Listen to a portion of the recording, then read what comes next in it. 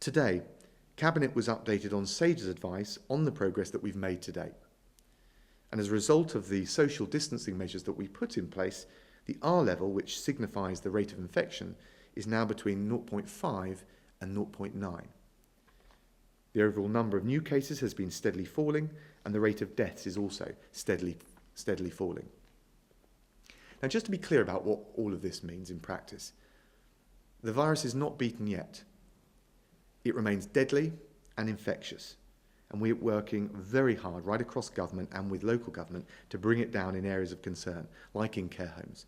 And I'm confident we can do it, and we will do it. But because we held firm 3 weeks ago, we are now in a position to start to think about the next phase in this pandemic. So this weekend, the Prime Minister will set out the next steps which we can responsibly take over the following weeks, guided by the scientific advice and mindful, as we've said right from the word go, of taking the right decisions at the right time. Now, we can start setting out how we will live and work whilst maintaining the necessary social distancing rules. We can also be clear about those measures which are still necessary to prevent a second peak.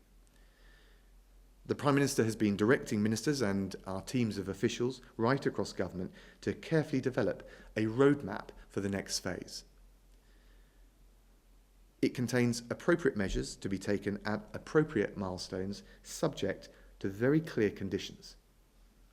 And there will be detailed guidance to help inform, advise and reassure the public, businesses and other organisations.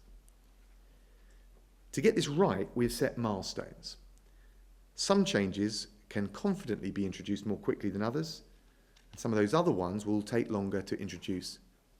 In relation to the BME question, we'll take decisions as policymakers when we've got clear advice from PHE on the causes and the implications and what we could responsibly do.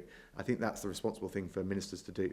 In relation to any next changes or any second phase, look, we're going to be guided by the evidence. We've had updated evidence from SAGE. There's further evidence that is coming through, and we obviously have to take those decisions at the right moment in time based on that evidence.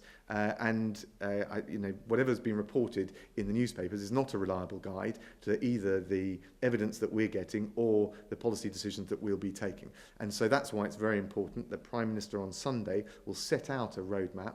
I think it's safe to say that any changes in the short term will be modest, small, incremental and very carefully monitored, and as of now there is no changes. But